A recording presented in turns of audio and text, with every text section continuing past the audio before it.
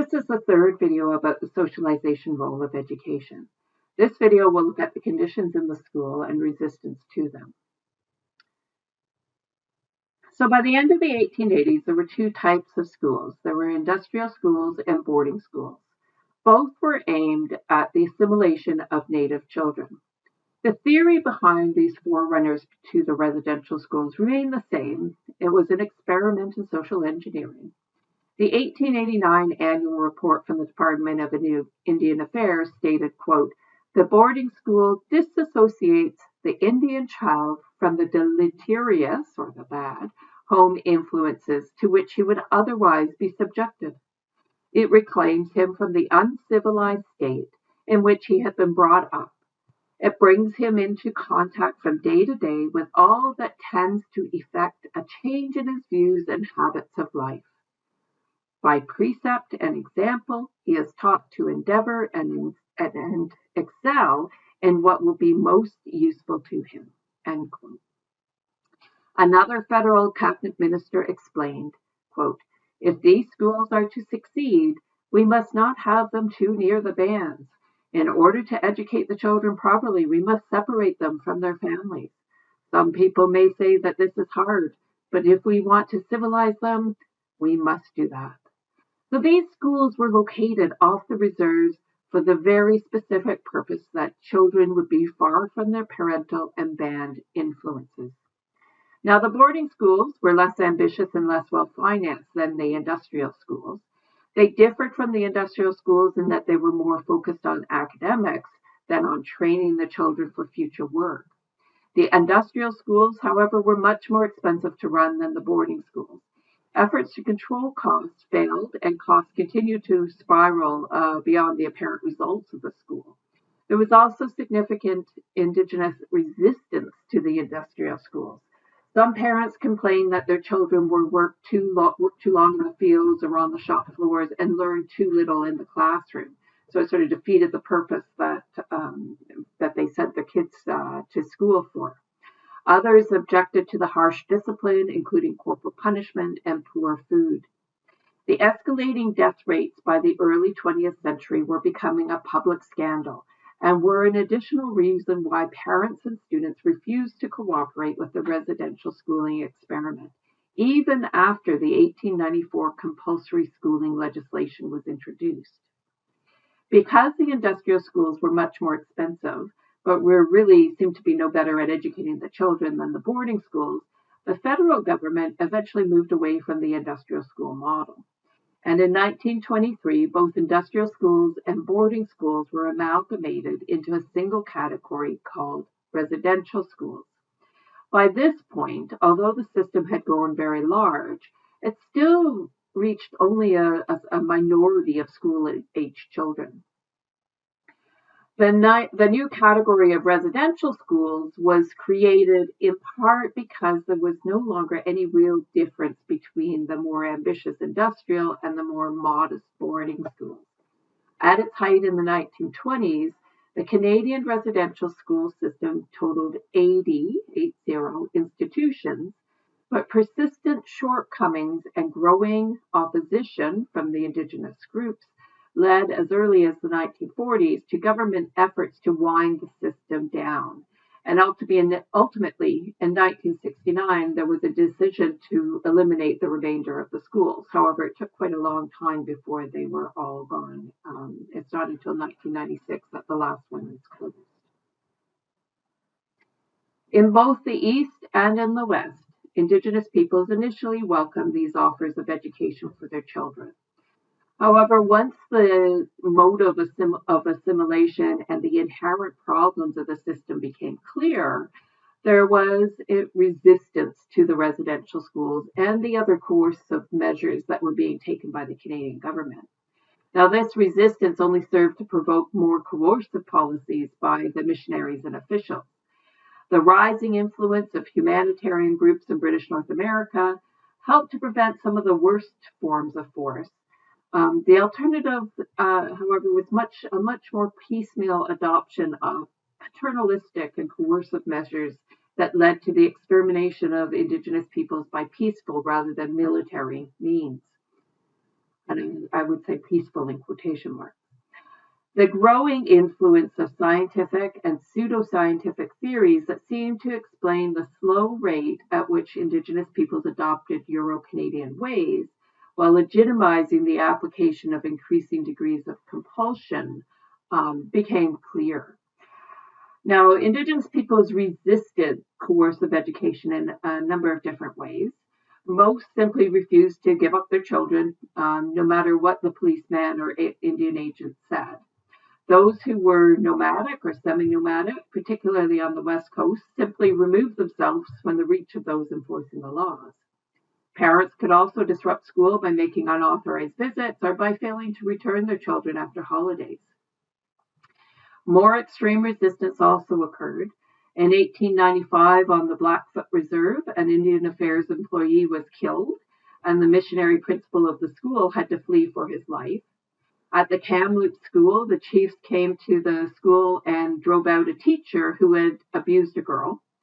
When the offender returned the following year, wearing clerical garb, dressed as a minister, the chief raised hell with him and told him to get out.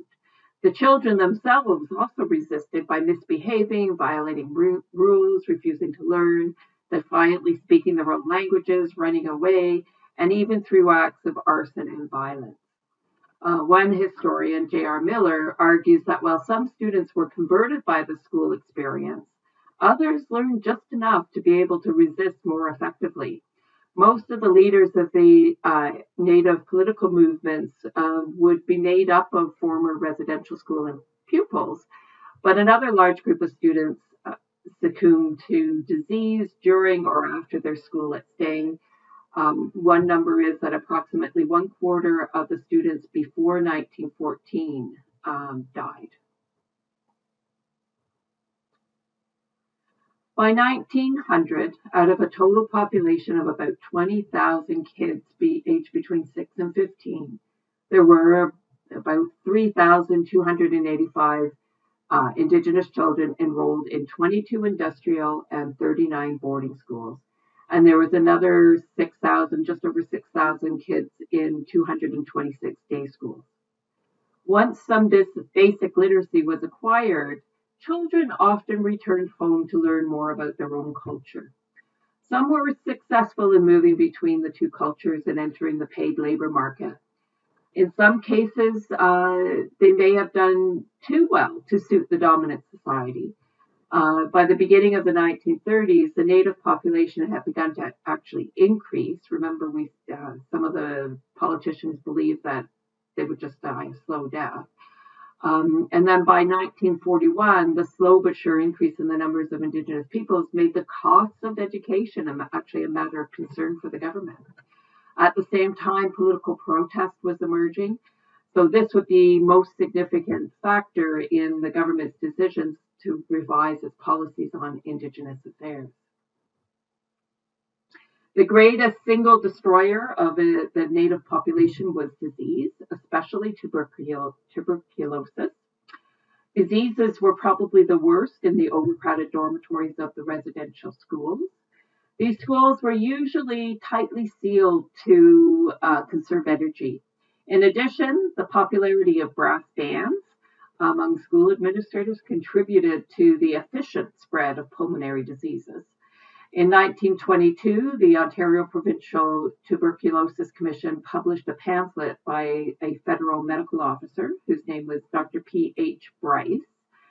And in this pamphlet, Dr. Bryce made a severe condemnation of the Department of Indian Affairs' failure to act on the spread of tuberculosis in the residential schools.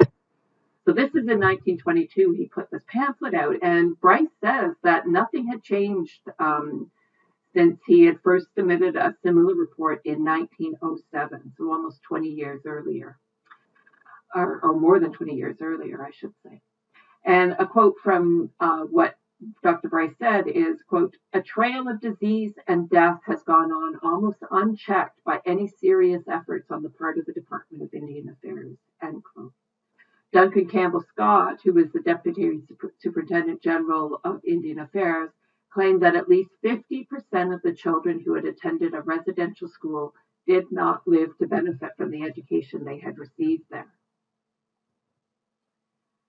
Now, Duncan Campbell Scott's an interesting character. As I said, he's the Deputy Superintendent General of Indian Affairs, but he was also a poet and a bureaucrat who served in the in this position from 1913 until 1932. So he has a significant impact on what happens in Indian affairs at this time. He oversaw government policies and programs such as the residential schools, the imprisonment of First Nations peoples who continued to practice traditional ceremonies, the overthrow of the Six Nations Longhouse government in Oswego, Ontario in 1924, and the general policy of coercive assimilation. The problem of tuberculosis was severe among all Indigenous peoples, not just children. The combination of the spread of white settlement, the Aboriginal community's lack of immunity and malnutrition, and their confinement to reserves with poorly constructed and overcrowded homes helped to create the crisis. For the children attending boarding and industrial schools, the poor conditions of the schools, combined with this main mode of transmission through unpasteurized milk from cows kept by the school. So all of these things come together to make the situation really, really bad. Another contributing factor is that children were admitted, children who were already in poor health were admitted to the schools, even though they weren't supposed to be. At first, there was no funding, medical check required, and funding was based on the number of students in attendance. So it just encouraged the schools to recruit even those who were not in good enough health. And yet, even once regulations have been implemented, schools continued to admit children who were already showing signs of tuberculosis. All the reports on the effects of schooling on the health of these children started coming out quite early in the history of the system, but nothing was done. Now, some departmental officials recognized that parents were keeping their children out of the schools because of the way they were being treated. For example, in 1893, Hayter Reed, R-E-E-D, theorized that, quote, if you can make children happy and contented at these schools, experience proves that parents very seldom make any strong effort to take them away, end quote. At the time, 5 students had just been removed from the Anglican-run St. Paul's Industrial School because they had been beaten. One girl, quote, had her clothes taken up and had been whipped in that state. Her father would not take her back to the school as she was almost a woman, and that was disgraceful, end quote. When Reed visited the school, he noticed the demoralized state of the students. He argued that such harsh and severe punishment were ill-advised and would have a negative impact on the recruitment and success of the school. Now, historian J.R. Malloy concludes that connected to the issues of underfunding, poor conditions, and illness was the persistent, quote, failure of the churches and the department to adequately parent these children, to operate institutions that were above reproach as homes and as schools, end quote. Lack of funding, of course, played a role. It's difficult to adequately feed, clothe, and treat children in the appropriate manner without necessary funds, but there was much more to it. The children were neglected by the departmental church parents, quote unquote, who were cruel or incompetent and believed that they should and could supplant the children's natural parents, but who did not consistently carry out their parenting responsibilities. What is amazing is that the department, the government, and the churches knew about the appalling conditions and the abuse, not only from the parents and from the children, but from their own officials, and they still did nothing about it. They had a flood of evidence from the start of the system up until and beyond 1946 that indicated that in too many cases the children were not being adequately fed, clothed, or taught, and that discipline often crossed the line into abuse. For most of the school system's life, the Department of Indian Affairs maintained a fiction of care.